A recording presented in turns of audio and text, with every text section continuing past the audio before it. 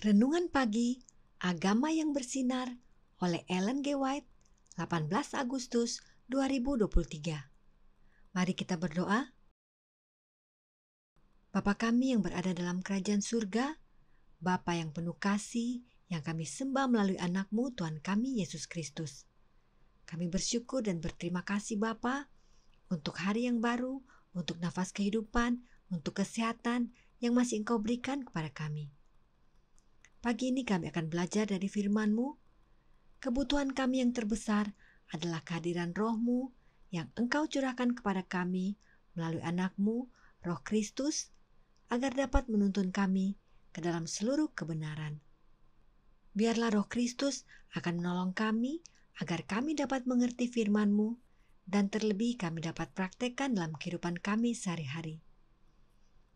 Kami mau menyerahkan seluruh kehidupan kami ke dalam tangan-Mu. Terima kasih Bapa, Engkau sudah mendengar dan menjawab doa kami. Ampuni kami dari salah dan dosa kami. Dalam nama Yesus, kami sudah berdoa dan mengucap syukur kepadamu. Amin. Renungan hari ini akan dibacakan oleh Ibu Grace Siritonga. Kepada Ibu Grace, kami persilahkan. Terima kasih. Selamat pagi. Renungan pagi kita hari ini berjudul Ajaran Tidak Sehat. Ayatnya terdapat dalam 2 Tesalonika 2 ayat 11 dan 12.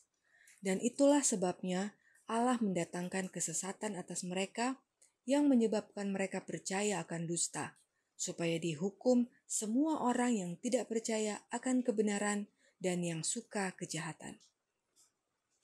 Mereka yang tidak mau menerima kebenaran Alkitab yang gamblang dan tajam, terus-menerus mencari dongeng-dongeng menyenangkan yang menenangkan hati nurani.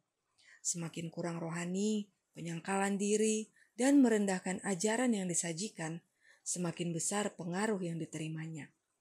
Orang-orang ini menurunkan kuasa intelektual untuk melayani keinginan daging mereka. Terlalu bijaksana dalam kesombongan mereka sendiri untuk menyelidiki kitab suci dengan penyesalan jiwa dan doa yang sungguh-sungguh untuk bimbingan ilahi, mereka tidak memiliki perisai untuk menangkal penipuan. Setan siap memenuhi keinginan hati, dan dia menyerahkan penipuannya sebagai ganti kebenaran. Semua orang yang mengabaikan firman Allah untuk mempelajari kenyamanan dan kebijakan agar mereka tidak berbeda dengan dunia, akan dibiarkan menerima ajaran sesat yang terkutuk untuk kebenaran agama. Setiap bentuk kesalahan yang dapat dibayangkan akan diterima oleh mereka yang dengan sengaja menolak kebenaran. Dia yang melihat dengan ngeri pada satu penipuan akan segera menerima yang lain. Rasul Paulus berbicara tentang golongan yang tidak menerima dan mengasihi kebenaran yang dapat menyelamatkan mereka, menyatakan, dan itulah sebabnya Allah mendatangkan kesesatan atas mereka, yang menyebabkan mereka percaya akan dusta, supaya dihukum semua orang yang tidak percaya akan kebenaran dan yang suka kejahatan.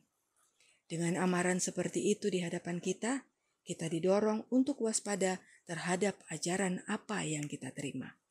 Dikutip dari The Great Controversy, halaman 523 dan 524. Terima kasih, Tuhan Yesus memberkati.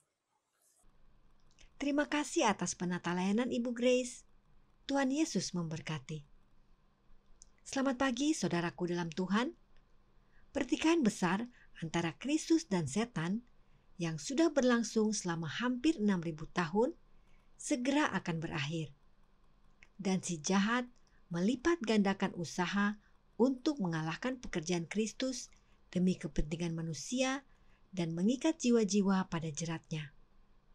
Roh Nubuat berkata, saat umat Allah mendekati bahaya di hari-hari terakhir, setan mengadakan konsultasi yang sungguh-sungguh dengan para malaikatnya mengenai rencana yang paling berhasil untuk menggulingkan iman mereka. Dia melihat bahwa gereja-gereja populer sudah terbuai oleh kuasa tipuannya. Dengan kesesatan menyenangkan dan keajaiban kebohongan, dia dapat terus menahan mereka di bawah kendalinya. Karena itu, ia mengarahkan para malaikatnya untuk memasang jerat mereka, terutama bagi mereka yang menantikan kedatangan Kristus yang kedua kali dan berusaha untuk mematuhi semua perintah Allah. The Spirit of Prophecy, Volume 4, halaman 337, paragraf pertama. Perhatikan Roh Nubuat menyatakan bahwa gereja-gereja populer sudah terbuai dengan kuasa tipuan setan. Artinya, banyak gereja populer sudah berada dalam kendali setan, entah sadar atau tidak sadar. Sebab setan menyajikan ajaran sesatnya dengan menyenangkan. Dan salah satunya tentang hari Sabat. Si penipu ulung berkata, kita harus memperhatikan orang-orang yang memanggil perhatian orang-orang pada hari Sabat Yehova. Mereka akan menuntun banyak orang untuk melihat tuntutan hukum Allah dan terang yang sama yang mengungkapkan Sabat yang benar. The Spirit of Prophecy, Volume 4, halaman 337, paragraf pertama. Setan berupaya dengan ajaran sesatnya untuk mengalihkan perhatian manusia dari Sabat yang benar kepada Sabat yang palsu. Sabat yang benar itu adalah Sabat Yehova. Siapakah Yehova? Pada pembaptisan Juru Selamat, setan mendengar suara Yehova bersaksi tentang keilahian Yesus. Sekarang, Yesus telah datang yang serupa dengan daging yang dikuasai dosa karena dosa. Roma 8 ayat 3, Bapa sendiri yang berbicara. From Heaven with Love, halaman 70, paragraf kelima. Jelas bahwa Yehova itu adalah Allah Bapa. Jadi, setan berusaha mengalihkan perhatian manusia dari sabatnya Allah Bapa kepada sabat palsunya. Kapankah sabat Yehova atau sabat Allah Bapa tersebut? Sabat palsu telah ditinggikan menggantikan sabat hari ketujuh Yehova dan banyak yang kehilangan arah. Sermons and Talks, Volume 1, halaman 351, paragraf ketiga. Sabatnya Allah Bapa itu adalah sabat hari ketujuh. Apakah hari ketujuh itu hari Sabtu? Saya menjelaskan kepada mereka bahwa hari Minggu adalah hari pertama dan bahwa hari yang disebut Sabtu oleh dunia adalah hari ketujuh. Kemudian saya membaca 6 ayat terakhir dari pasal 31 Keluaran, di mana Sabat dengan jelas ditetapkan sebagai tanda antara Allah dan umatnya. Letter 163 tahun 1904, paragraf keempat. Ini adalah penjelasan Nyonya White kepada orang-orang saat ia sedang menunggu kereta api menuju Berrin Center. Nyonya White menunggu di sebuah rumah dekat dengan stasiun kereta. Nyonya White menjelaskan tentang hari Sabat dan dengan jelas Nyonya White menyatakan bahwa hari Sabat itu hari ketujuh, yaitu hari Sabtu. Namun sekarang sudah ada yang berbakti pada hari Minggu dan bahkan sudah muncul yang disebut Sabat lunar yang berbakti bukan pada hari Sabtu, tetapi bisa hari Selasa atau hari Rabu, tergantung pada bulan. Itu sebabnya disebut Sabat lunar. Hal ini tentunya tidak Alkitabiah, dan jika tidak Alkitabiah, itu bukan Sabat yang benar. Sabat yang benar, yaitu Sabat Yehova, jatuh pada hari ketujuh, hari Sabtu. Karenanya renungan hari ini berkata, semua orang yang mengabaikan firman Allah untuk mempelajari kenyamanan dan kebijakan agar mereka tidak berbeda dengan dunia, akan dibiarkan menerima ajaran sesat yang terkutuk untuk kebenaran agama. Setiap bentuk kesalahan yang dapat dibayangkan akan diterima oleh mereka yang dengan sengaja menolak kebenaran. Radiant Religion, halaman 232, paragraf kedua. Mereka yang mau serupa dengan dunia akan dibiarkan menerima ajaran sesat yang berasal dari setan. Sabat sudah dirubah oleh ajaran sesat setan. Karenanya, kita harus kabarkan Sabat yang benar, yaitu Sabat Yehova, Sabat hari ketujuh, hari Sabtu. Lalu siapa yang kita sembah pada hari Sabat hari ketujuh?